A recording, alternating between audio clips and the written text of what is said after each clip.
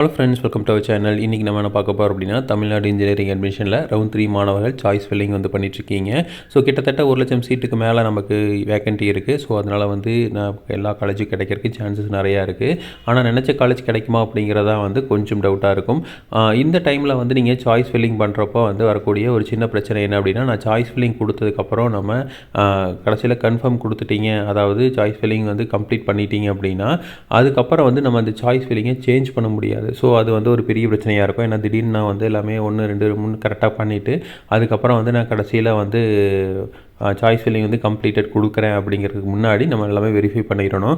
ஒரு வேளை வெரிஃபை பண்ணி முடிச்சதுக்கப்புறம் யாரோ ஒருத்தர் வந்து இதை கொஞ்சம் முன்னாடி வச்சுருக்கலாம்ல அப்படிங்கிற மாதிரி சொல்லுவாங்க. இல்லை வந்து உங்களுக்கே அடடா இது தப்பாக இதுக்கு முன்னாடி இதை வச்சுட்டனே அப்படிங்கிற ஒரு தவறாக ஃபீல் பண்ணுறக்கூடிய ஒரு சிச்சுவேஷன் இருக்கும். ஸோ அந்த மாதிரி இருந்துருச்சுன்னா என்ன பண்ணுறது அப்படிங்கிறதான் வந்து இப்போ நிறைய பேர்த்தோட கேள்வியாக இருக்குது. ஸோ அதுக்கு ஒன்றும் பெரிய பிரச்சனைலாம் இல்லை.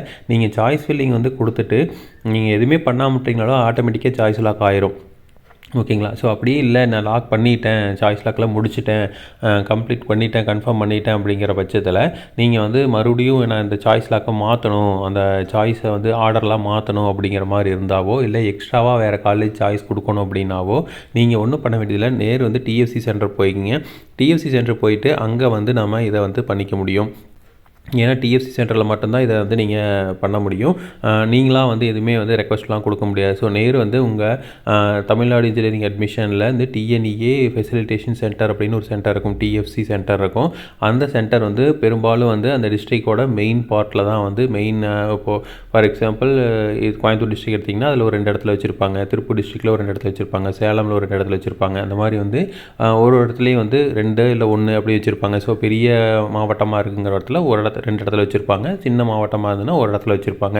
ஸோ அங்கே போயிட்டு நீங்கள் வந்து ஒரு சின்ன ரெக்வஸ்ட் பண்ணிங்க அப்படின்னா உங்களுக்கு வந்து அந்த இதை வந்து எனேபிள் பண்ணி விடுவாங்க. ஸோ எனேபிள் பண்ணி விட்டாங்கன்னா நீங்கள் வந்து மறுபடியும் சாய்ஸ் ஃபில்லிங்கில் நம்ம எல்லாமே வந்து பண்ணிக்கலாம். ஸோ அதனால் வந்து சாய்ஸ் ஃபில்லிங்க்கு முன்னாடியே வந்து எல்லாமே தெளிவாக பார்த்துக்குங்க.